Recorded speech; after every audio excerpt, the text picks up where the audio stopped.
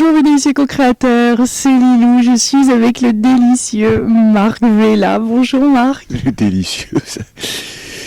Je suis avec la délicieuse Lilou. Ça commence bien. Et nous sommes au congrès de Quantique Planète, ici à Reims, et tu viens d'ouvrir ce magnifique congrès par un délicieux, je vais réutiliser ce mot-là parce que vraiment la vie, c'est tellement bon ce qu'on a entendu ce soir, c'est tellement, ça nous parle au cœur, ce que tes mots, ta musique, bravo.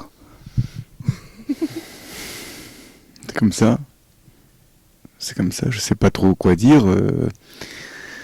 J'essaie de me mettre au service le plus possible de cette joie, voilà, vers laquelle on a tous, enfin on a envie de tendre, je sais pas tous ou pas, peu importe, mais en tout cas, voilà, ce que je ressens, c'est que l'être humain est en quête, il prend des chemins, parfois étranges, mais voilà, la joie est toujours au rendez-vous, ça c'est clair, de toute façon, il n'y a pas d'autre rendez-vous que, parfois ça peut prendre de l'éternité s'il faut, mais la joie sera au rendez-vous. Donc tu joues au piano dans le monde entier, tu voyages avec ton piano, je suis complètement inspirée par ce que tu as fait et je me demande où trouves-tu toute cette énergie pour déplacer ce magnifique piano dans des lieux absolument insolites? Mais c'est cette soif vraiment de l'autre, du mystère vraiment des autres, ce désir de rencontrer les gens dans ce qu'ils sont, voilà, qu'est-ce que je peux apprendre de ça, de la rencontre. Voilà, ça c'est vraiment magique. C'est quand on peut faire rire les gens, quand il va y avoir un partage dans le regard. Voilà, quand à un moment donné, il peut y avoir l'expression même la plus petite qui soit, mais d'un abandon. Voilà, quand l'humain va se livrer, en fait, et là, là, c'est comme si les portes du ciel s'ouvraient, en fait. Et les portes du ciel, pour toi, c'est les portes du cœur, c'est un cœur ouvert?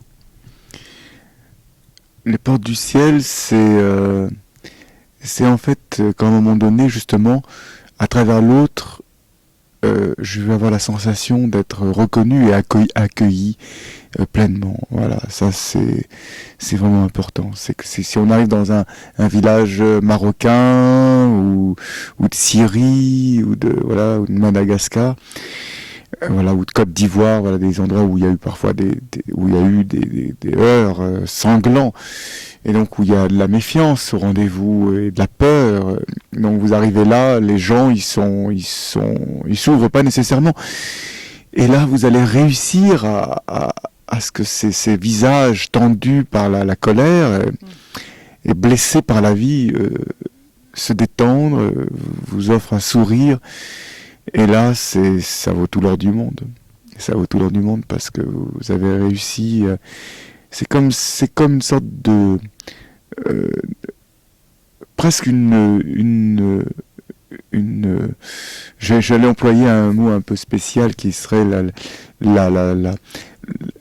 sorte de pucelage de l'âme, je sais pas quoi dire, qui quand elle est fermée comme ça au monde, et que là vous allez l'ouvrir parce qu'il y a une sorte de pénétration qui est celle justement de la joie, de cette reconnaissance simple de qui nous sommes, et on s'ouvre à l'autre s'ouvre à soi. Waouh, c'est énorme. Donc il y a bien le cœur là quand même quand on parle de... Plus que ça, il y a plus que le cœur, il y a tout. En fait, il y a tout. Voilà, c'est tout l'être qui s'offre. Et ça, c'est magique. Et donc, c'est vrai qu'après presque 30 ans de voyage à travers le monde, eh bien, c'est vraiment étonnant de voir ce que qu'un simple regard, un simple je t'aime va amener les gens à en fait avoir l'envie de tout donner, quoi. C'est ça qui est étonnant. Ils vont vous ouvrir leur maison, ils vont vous apporter à manger. Voilà, c'est incroyable. Ils vont vous donner. On se rend compte que l'humanité a passé son temps, enfin, j'exagère un peu, mais quand même beaucoup de temps à faire des guerres pour avoir. Alors que si j'ose porter le je t'aime, on a tout. Et on le fait pas pour avoir tout, c'est juste une attitude d'être. Il n'y a pas d'attente. C'est là, c'est super. C'est pas là, c'est super. Voilà. Mais ce qui est incroyable, c'est que le plus souvent, c'est là. Voilà, et d'ailleurs, c'est même trop. Ouais. Et c'est ça qu'il faut. En plus, c'est qu'il y a une sorte d'abondance, une sorte d'abondance d'amour dans tous les niveaux. Que ça peut être charnel, que ça peut être au niveau de la terre, que ça peut être des choses, de la matière.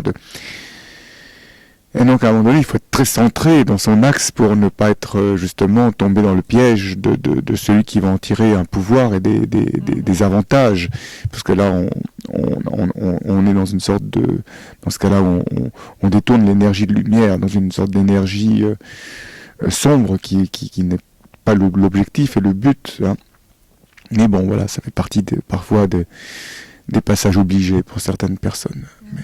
Non, c'est très intéressant parce que s'il y a lumière, il y a forcément ombre. Oui, de toute façon, c'est pas séparé. C'est le champ même de toute la vie. Mais voilà, cette ombre, à nous de la magnifier. Elle est là, elle est bien sûr qu'elle est là. Bien sûr que derrière, il y a parfois des choses moins avouables, moins belles qui peuvent être là. Ben, on les accueille et le tout, en les accueillant, je peux les transformer. Je vais avoir une prise. Du coup, dessus, mon devoir va être de magnifier. Si je les rejette, je les diabolise. Du coup, je les enfourne dans un coin, puis dans un coin, en fond de moi, ça me taraude et ça devient une sorte d'obsession et qui fait que ça prend le dessus malgré moi. Donc la transparence, l'authenticité, on ressent ça chez toi dans ta musique, dans tes paroles. C'est quelque chose... Dans tout. Ouais. C'est qu'on vient de les entendre, ces deux-là, ce soir. Bah oui, puis il n'y a rien à prouver. Je vois pas pourquoi je vais dire, voilà, moi parce que je suis là sur la scène, là, je vais dire, voilà, regardez, j'ouvre le congrès de médecine quantique, alors, moi, j'ai atteint ceci. Mais non, moi, il y a des fois, je me dépatouille dans mes travers, voilà, je vais pas les dire là, ça sert à rien, mais bon, on les imagine, comme tout à chacun. Voilà, et puis j'en ai pas honte, je veux dire, il y a des trucs qui me traversent parfois qui sont, je sais même pas, d'ailleurs c'est même pas peu avouable, c'est la vie, et puis c'est rigolo, je ris même parfois de ce qui peut me traverser, et puis voilà, et c'est justement tout le vaste de ce que j'appelle moi mon humanité. Pourquoi je devrais rejeter justement cette dimension d'humanité qui fait que justement ça fait écho avec tout le monde? Si je me mets sur un piédestal, que je me mets moi j'ai atteint, et d'abord c'est pas vrai, et puis en plus ça va faire croire aux gens que finalement c'est inaccessible. Ouais, mais lui c'est un maître, c'est réservé, et je crois que c'est toute l'erreur. Moi je crois qu'au contraire, pour moi, il faut montrer aux gens que c'est vachement accessible, que même si on a atteint une certaine conscience, bah, ça n'empêche pas qu'il y a des moments où on peut être ras des pâquerettes. Ouais, c'est ce qu'on me demandait tout à l'heure là, pour une interview, quel était mon film préféré. J'étais pas fichu de répondre, et puis moi je suis affreux, je suis un affreux jojo, parce que j'adore les films avec l'effets spéciaux, genre l'incroyable Hulk ou Spider-Man. J'ai honte, mais en plus quand je les regarde, je me dis putain mais c'est nul, c'est déplorable. Je regarde ça, et en même temps je suis fasciné par les effets spéciaux. Super-héros, là. Voilà, bah ouais, je lisais Les Strange, j'avais 15 ans, donc c'est sûr, j'en ai 5 ans, je revois ça, j'ai l'impression de me retrouver ado avec tout ça. Et c'est nul, je le sais, c'est nul. Bon, bah voilà, je devrais pas les regarder, bah je les regarde, et puis de toute façon, je les regarde une fois, puis je les balance, après je me dis, putain, je suis vraiment trop con d'avoir acheté ça. L'abondance, tu la connais, tu la vis, comment tu la définis? Mais l'abondance n'est possible que si je m'abandonne. Voilà, c'est vraiment, si, comme je disais ce soir dans la conférence, si je m'accorde la vie. S'accorder, comme je l'expliquais, c'est un mot puissant, parce que ça veut dire à la fois s'autoriser et se permettre. Non, pardon, ça veut dire s'autoriser, se permettre et s'ajuster. Voilà, c'est quand je m'accorde, je m'ajuste. Si je m'accorde pas, la vie, je peux pas être juste. Si j'ose pas... Et ça peut être très basique, ça peut vraiment... je vais voir une jolie femme, je vais dire, je vais m'accorder ce droit de lui dire, vous êtes belle, vous me touchez, j'ai envie de vous, enfin, vous éveillez en moi un désir. Voilà, ça peut être dit comme ça, avec beaucoup de délicatesse. Voilà, je m'accorde ça. Et ça me semble légitime, je veux dire, je vois pas en quoi, où est le malaise, c'est reçu, elle l'entend, si elle le prend mal, bah, elle le prend mal, si elle le prend bien, elle le prend bien. Voilà, mais j'ai témoigné. Voilà. Mais c'est fou, comme si témoigner l'émerveillement, c'est coupable. Dire de quelqu'un, ouais, c'est une salope, lui c'est un con, ça, c'est normal. Alors on peut s'insulter, s'injurier, se dire des insanités. C'est quelque chose de quotidien qui est accepté par tous. Exprimer l'émerveillement, oh là, c'est malsain. Bah, alors là, moi, je comprends plus. Alors, je veux dire, mais non, moi, je trouve que exprimer l'émerveillement, c'est normal. Le tout, c'est évidemment de pas harceler, de pas rien, il y a rien à attendre. C'est juste dire que les gens sont beaux, et c'est vrai. Et où est le problème? Donc abondance de femmes, abondance de beauté, abondance de... Pas une abondance de femmes. J'ai eu une période comme ça dans ma vie. Et il y a un temps pour tout. Il faut que jeunesse se fasse. Jeunesse se fasse. Pardon. Mais il y a un temps pour tout. Quand on a 20 ans, évidemment, à 20 ans, les filles, que n'importe quel garçon à 20 ans, il a envie de toutes les filles, c'est normal.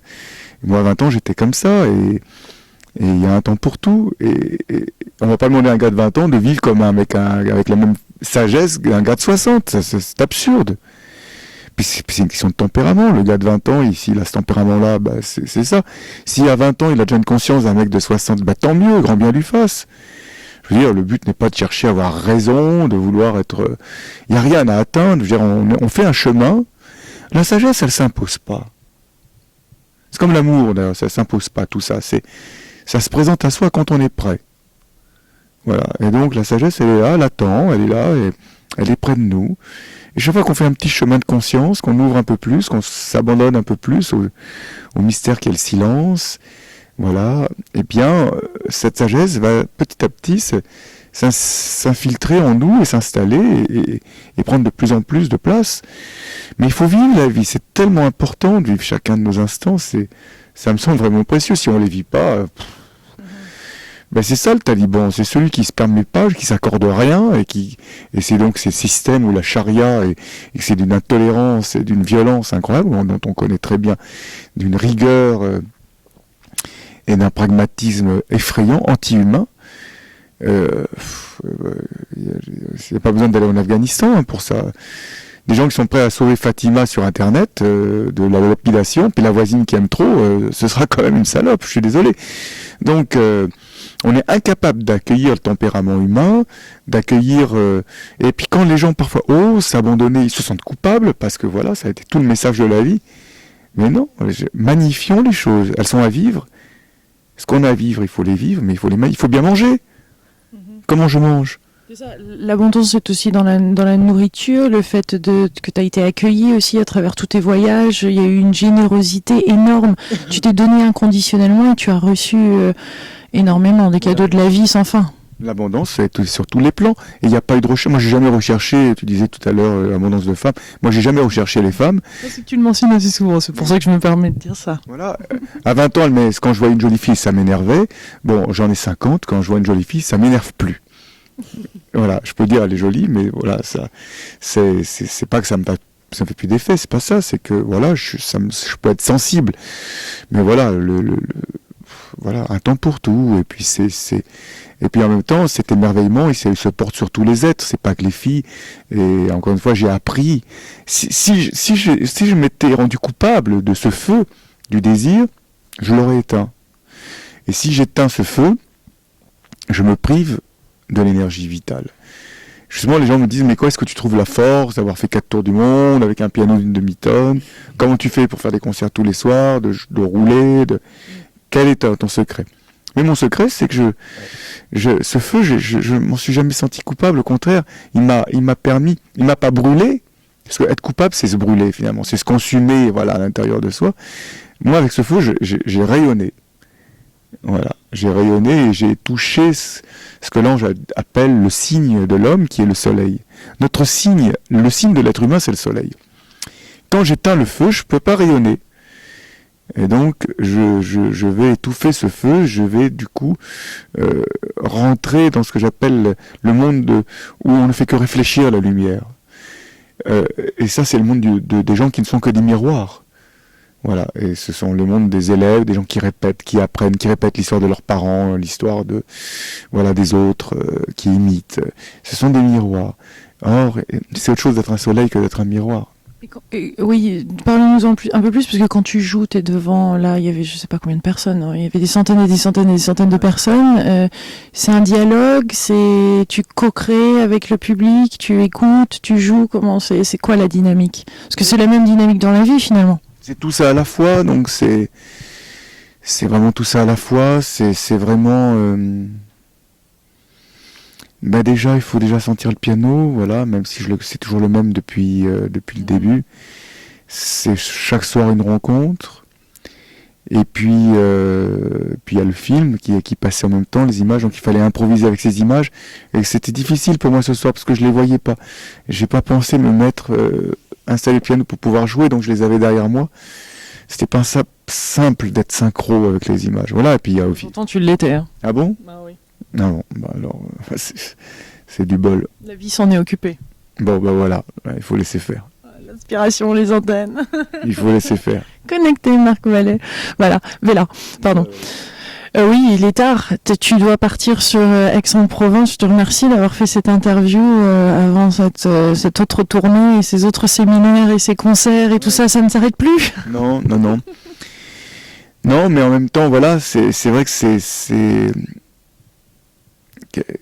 Quelqu'un me posait la question hier en conférence, il me disait mais c'est pas lourd de porter ce piano comme ça.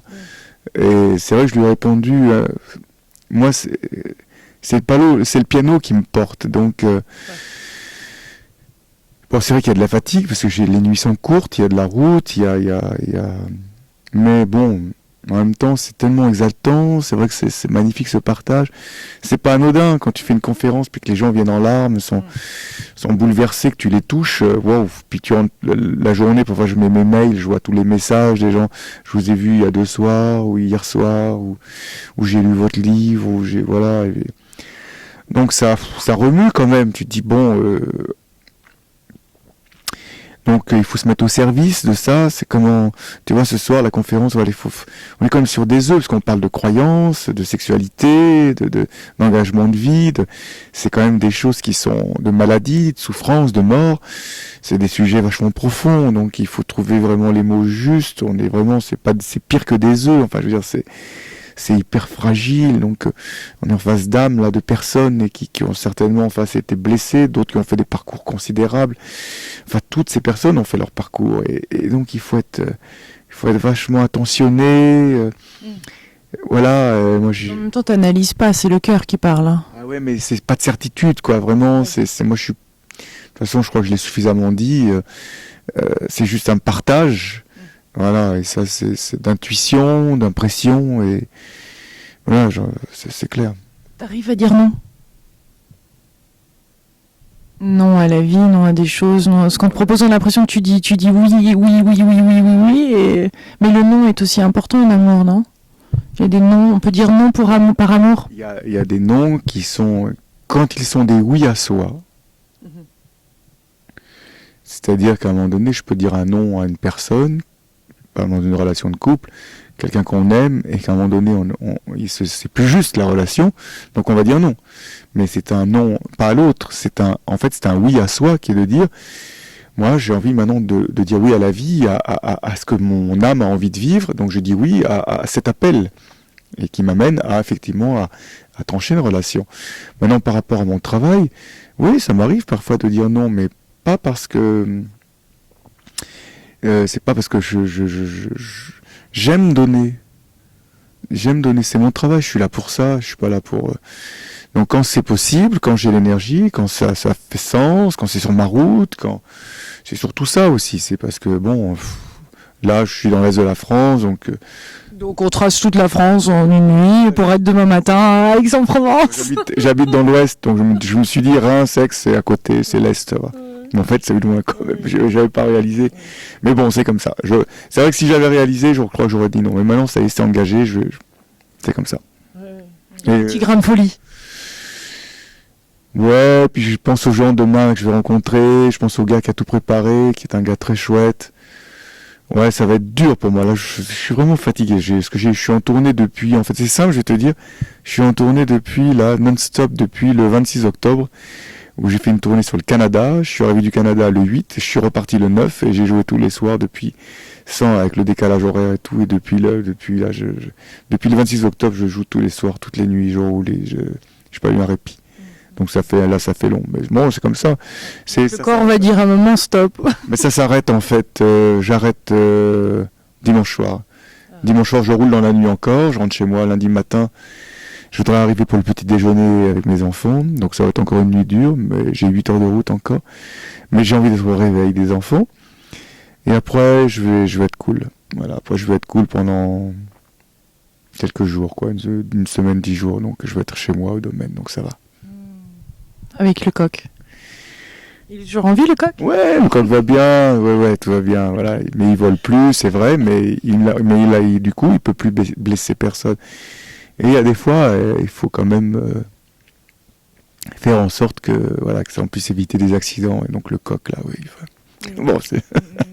En tout cas, super tes anecdotes, super la musique, ce que tu as à nous dire. Merci, malgré la fatigue, malgré tout ça, tu es là, tu es présent. Alors, écoute, que pour un temps comme nous tous. C'est pour ça qu'il faut donner. Ouais. Donnons, mes délicieux co-créateurs, je vous envoie plein d'amour, on vous envoie plein d'amour d'ici de Reims, du congrès de Quantique Planète. Plein de bisous. Au revoir. Ciao. Ciao.